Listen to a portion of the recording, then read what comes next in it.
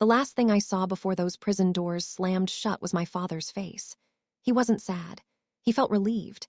They thought they had buried me and all their dirty secrets right along with me. They thought 10 years in a concrete box would erase me. They believed I'd become a mere footnote in the grand history of the Ashworth family. They were wrong. In that cold cell, I didn't serve time. I planned. And now that I'm out, the family business is about to pay every single one of its debts. Before I was inmate 734, I was Alexandra Ashworth, the dutiful daughter, the financial prodigy. The tallest building in the city, Ashworth Imports, etched our family name in gold. My grandfather built a legacy. It was a vast logistics and shipping empire. My father, Richard, turned it into a global powerhouse. On the surface, we seemed successful. We had wealth, influence, and what I believed was a strong family bond. My role in this perfect picture, I was the chief financial officer. My older brother, Michael, was the heir apparent, the charismatic face of the company. He had the charm and the easy smile. I had a head for numbers. I viewed the world through spreadsheets and balance sheets. I ensured our business operated without disruptions and followed exact procedures. Dad used to call me his little hawk, the one who could spot a misplaced decimal from a mile away. I loved that role. I thought I was the guardian of our legacy, the protector of our family's fortune. And I loved them with intense passion and without any conditions. That was my first and most catastrophic mistake. Life was comfortable, predictable. Board meetings, charity galas, and quiet family dinners at our sprawling estate. My mother, Eleanor, was the silent, graceful matriarch who orchestrated our social lives. We were a unit. We were untouchable, or so I thought. The first crack in the facade appeared on a Tuesday. My father called me and Michael into his oak-paneled office. His usual commanding presence was gone, replaced by a thin, brittle tension. He was pale, and his hands were trembling with a noticeable quiver. "The federal regulators announced a surprise audit," he said, his voice low and strained. "A deep dive. They're looking for something." Michael scoffed. "Let them look, we're clean. Alex is the best, she has made sure of it." I nodded, my confidence solid. "He's right, we account for every dollar, there's nothing to find." But my father didn't look reassured. He looked at me, his eyes pleading. "There are discrepancies from before your time as CFO, old accounts, things that were necessary to build what we have today." He created a story about tough but needed business practices. He also mentioned legacy issues hidden for years. "We need you to clean it up, Alex. Make it right before the auditors get here. It's a matter of creative accounting, for the family." A cold knot formed in my stomach. "Creative accounting? You mean falsifying records? Dad, that's fraud. It's a felony." "It's a loyalty test," Michael snapped, his charm vanishing, revealing something ugly underneath. "Are you with this family or not? Everything you have is because of what he built. Don't you dare get on your high horse with us." They weren't asking, they were demanding. They painted a picture of total ruin. People dragged the Ashworth name through the mud because I wouldn't bend the rules. I stood my ground. I said no. I told them we had to face the audit and deal with whatever came. I believed that was the honorable thing to do. I believed my family was honorable. I left the office that day shaken, but resolute. I'd done the right thing. That night I couldn't sleep. I returned to my office at Ashworth Tower. I wanted to get ahead of the audit.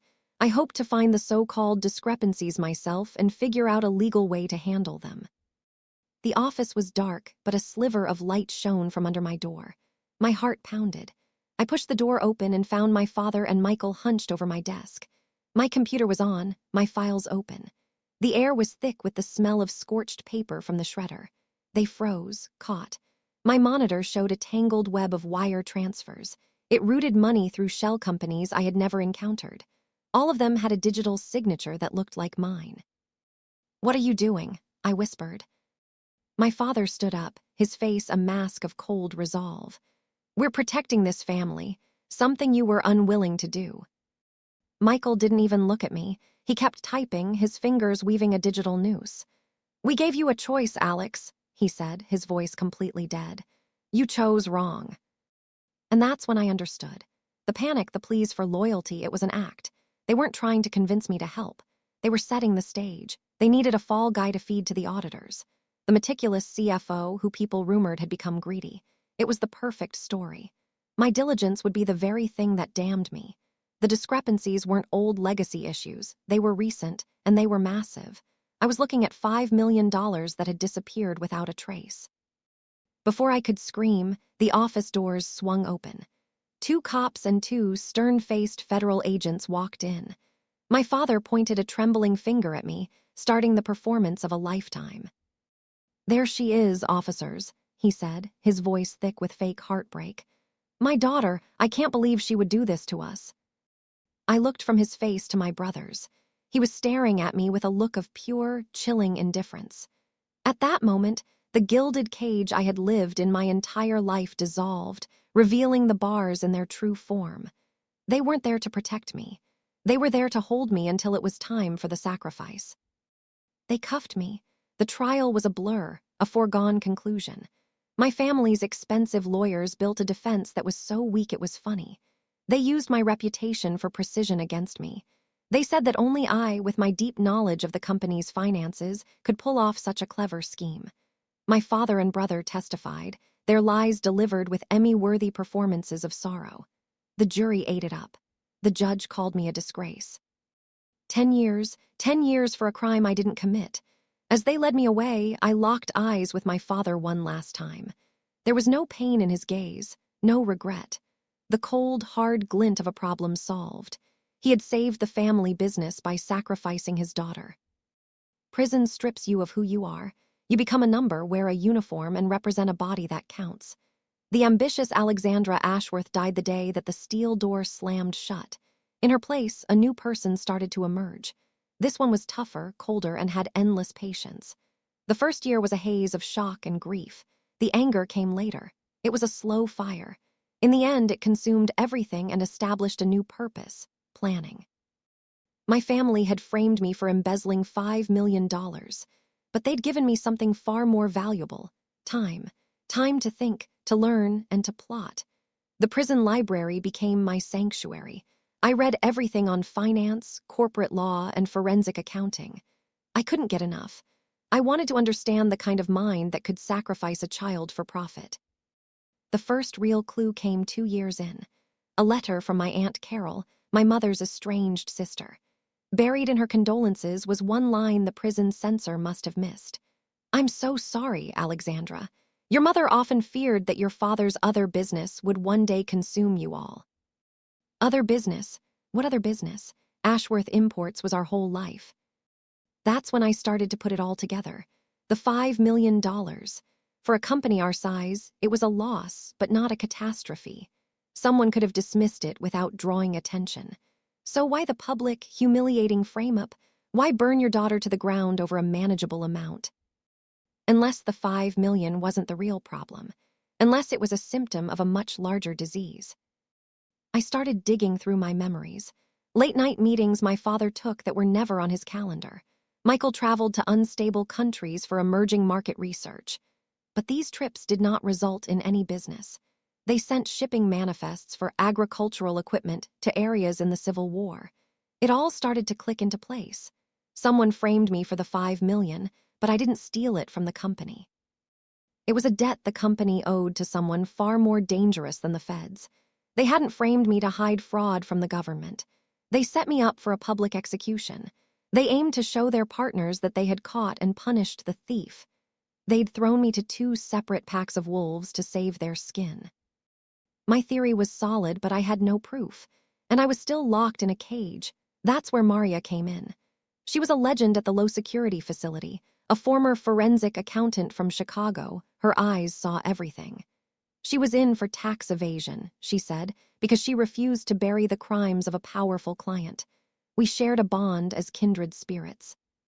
I laid out my whole theory for her one day in the prison yard. She listened, then looked at me for a long time. "It's not agricultural equipment, kid," she finally said. "It's never agricultural equipment. You're talking about arms trafficking." The word hung there in the air, ugly and undeniable. Of course. It was the only thing that made sense. Ashworth Imports was a front, a massive, intricate front for an empire that dealt in death. Maria was due for release in 6 months. I spent every spare moment with her. She showed me how to trace money in offshore accounts. She taught me to read the hidden language of shipping manifests.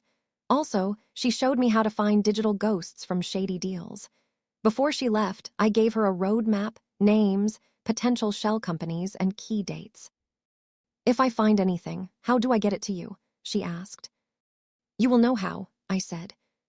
3 months later, a new book arrived at the prison library, a worn copy of The Count of Monte Cristo. Someone tucked a message inside, writing it in ink that became visible only when heated. She had found it. Everything. The shell corporations, the offshore accounts. And she had found a name, a disgruntled customs official in a small European port who was willing to talk. He had photos. He had records. He had proof. The message ended with 6 words that became my mantra. "The family business is about to burn." The day I walked out of prison, the world felt too big, too loud. Freedom was a sensory assault. I was no longer Alexandra Ashworth. I was a ghost forged in betrayal, owning nothing but the clothes on my back and a 10-year-old grudge. I met Maria in a dingy diner 100 miles away. She slid a thick manila envelope across the sticky table. "Welcome back to the world," she said with a grim smile. "I hope you're ready to tear it down." Inside were the ammunition I needed. Shipping manifests with forged cargo descriptions. Encrypted emails between my brother and known arms dealers. Bank statements from offshore accounts. The highlight, pictures of crates packed with assault rifles and rocket launchers. They are being loaded onto ships with the Ashworth Imports logo. For the next 6 months, we operated from a small apartment. We filled our walls with charts that linked names, dates, and transactions. A 2-woman army laying siege to an empire. I learned that in the 10 years I'd been gone, my family had spun the story of my betrayal into a tale of resilience. My father was celebrated for his integrity. Their biggest event of the year was the Ashworth Annual Charity Gala, 2 weeks away. It would be my stage. Our plan had 2 prongs. Maria shared our evidence with key law enforcement agencies and journalists we found. She timed it so they would all open it at 9:00 p.m. on the night of the gala. But I knew that wasn't enough. I wanted to see the look in their eyes when their perfect world came crashing down. On the night of the gala, I felt an unexpected calmness. I wore a simple black dress, my hair cut short. I was unrecognizable.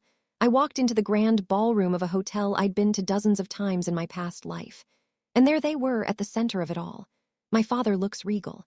My brother flashing his practiced smile. My mother, serene and elegant, was the picture of oblivious grace. They looked happy, untouchable. At 8:45 p.m., my father stepped onto the stage. The crowd erupted in applause. Behind him, a giant screen showed the Ashworth family crest. "Tonight," he began, "we celebrate integrity, honesty, loyalty, and the courage to do what is right." That was Maria's cue. From a van parked a block away, she executed the hack. The family crest behind my father flickered. A bank statement from a shell corporation in Panama replaced it. A $10 million deposit. The crowd murmured. Then the screen changed again. A photo of my brother, Michael, shaking hands with a notorious warlord on a dusty airfield. The crowd gasped. Michael's face went white. The images flashed faster. Shipping manifests for tractors next to photos of tanks. My father emailed my brother, "The Nigerian deal is done, but we need to hide the payment. Use the Alex protocol." The Alex protocol. That's what they called the blueprint they'd used to frame me. The room was silent, a tomb of dawning horror. That was my cue. I walked calmly through the stunned crowd and up the stairs to the stage. I took the second microphone. My father stared, finally registering who I was. The ghost of his daughter. "Hello, Father," I said, my voice clear and steady. "You were talking about integrity. Let me tell this room about the Ashworth family's integrity." For the next 10 minutes, I narrated the evidence on the screen. I told them everything. The frame-up, the lies, the real business that profits from war and human suffering. I wasn't yelling. I spoke with the cold, clear precision of a CFO delivering her final, devastating report. "You are not pillars of the community," I finished, my eyes locked on his. "You are merchants of death." Then a new sound filtered in from outside. Sirens. growing closer and louder until it was a deafening symphony of approaching justice. The anonymous tips had landed. Panic erupted. My brother made a break for an exit, but 2 federal agents met him. My father stood there, defeated. I looked at my mother. Her face was a canvas of utter ruin. She finally understood. I placed the microphone back on its stand. I completed my work. As I passed my father, now surrounded by agents, he looked at me one last time. The relief I had seen in his eyes 10 years ago was gone. In its place was the hollow emptiness of a man. He lost everything because he underestimated the daughter he had discarded. The fallout was biblical. The Ashworth name became a synonym for disgrace. My father and brother faced charges for fraud and even international arms trafficking. Their trials were swift. My father will die in prison. My brother will be an old man before he's free. Someone took their assets. Their company fell apart. They removed their name from every building they had funded. I didn't get my 10 years back. There's a part of me that will always be that ghost in the cell. Justice doesn't always heal. Sometimes it cauterizes the wound. But as I walked out of that hotel into the cool night air, for the first time in a decade, I felt free. Not from prison, but from them. My life is quiet now. I live in a small town where no one knows the name Ashworth. I have a simple job and a small apartment. I have peace. They taught me that family was a business and loyalty was a commodity, so I liquidated their assets. And I finally closed the books. So what would you have done? Would you have gone for revenge or disappeared to start a new life? Let me know in the comments. Want more stories of justice and betrayal? Subscribe and click the notification bell. Thanks for listening.